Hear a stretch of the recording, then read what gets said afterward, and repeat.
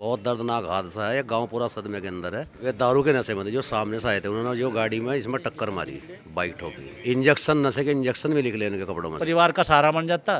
3 लड़की, जवान भट्टी घर इसकी बहन है। इस वक्त मैं मुजफ्फरनगर के सांजक में मौजूद हूँ। कल एक रोड एक्सीडेंट में बेटे और मां की मौत हो चुकी है।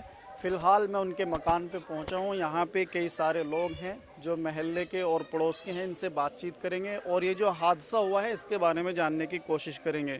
आपका नाम क्या है जी? मेरा नाम मोहम्मद हैदर मुबीन है जी। तो ये हादसा कैसे हुआ और किस तरीके से यहाँ से कहाँ के लिए निकले? ये कल असारा, ये हमारी जो चची थी ये असारा की थी। इनके मायके में किसी का इंतकाल हो गया था, तो उन्हीं के इंतकाल में शिरकत के लिए गई थी। तो वहाँ से वापसी में एक बाइक से एक्सीडेंट हुआ है, यानी 2 बाइकें आपस में टकराई हैं और ये हादसा वजूद में आया है जी। दूसरे बाइक वाले जो थे वो कहाँ के थे? उनको कितनी चोट है? क्या उनमें से भी किसी का? जी, बतलाया जा रहा है कि वो उमरपुर के थे और उधर शायद गंगो साइड के थे।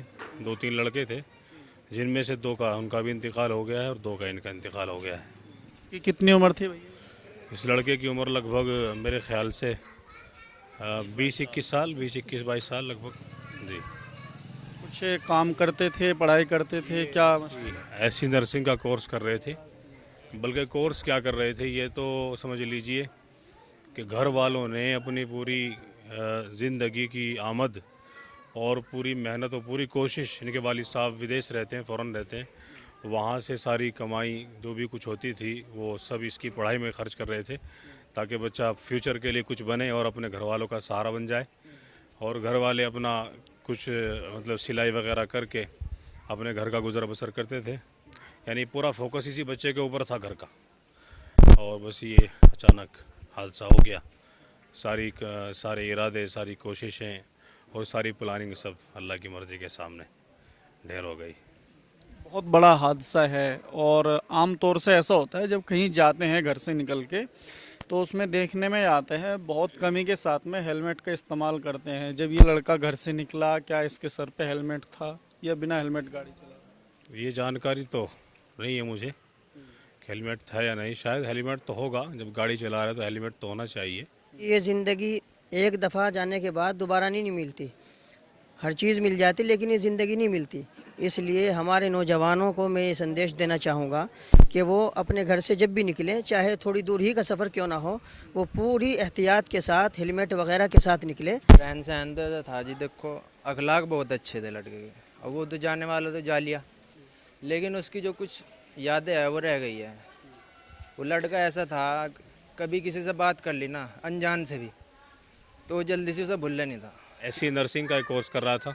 6 महीने गालिबन बाकी थे। तकरीबन 2-3 दिन पहले इसके वालिद ने सऊदी अरब से महीनों की कमाई इकट्ठी करके, बल्कि सालों की कमाई इकट्ठी करके 2-2.5 लाख रुपए भी 2-3 दिन पहले इसकी फ़ीस वगैरह में जमा की है।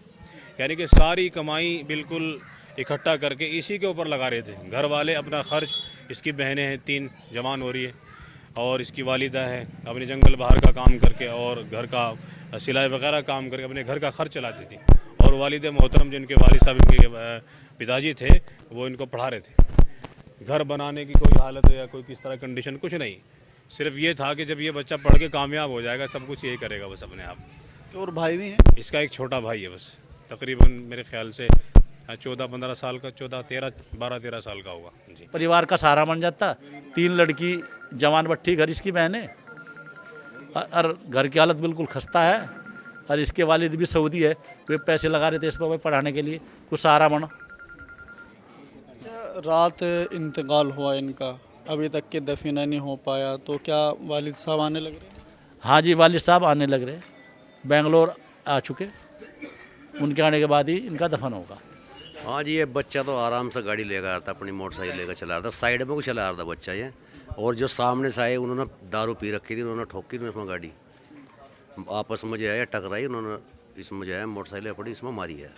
और बाकी जो है प्रधान जी थे वहाँ मौके पे हॉस्पिटल में, वो इन्होंने बता ही दिया। जो भी वहाँ से जो है, जो कोई मदद नहीं वहाँ से, कोई सरकारी कोई डॉक्टर की कोई मदद नहीं हुई वहाँ से। अच्छा, जो सामने से आ रहे थे वो दारू के नशे में थे। हाँ, वे दारू के नशे में थे। जो सामने से आए थे उन्होंने जो गाड़ी में इसमें टक्कर मारी, बाइक ठोकी। इंजेक्शन, नशे के इंजेक्शन भी निकले इनके कपड़ों में से। हाँ, बहुत दर्दनाक हादसा है। ये गांव पूरा सदमे के अंदर है। पूरे गांव के अंदर जो चूल्हा नहीं जला। ज़्यादातर देखने में ऐसा आता है जब कहीं थोड़ा पास में जाना होता है 2, 4, 10, 5 किलोमीटर, तो उसमें आमतौर से आदमी ये सोच लेता है कि वे हेलमेट की क्या ज़रूरत है, थोड़ी दूर के लिए जा रहा हूँ।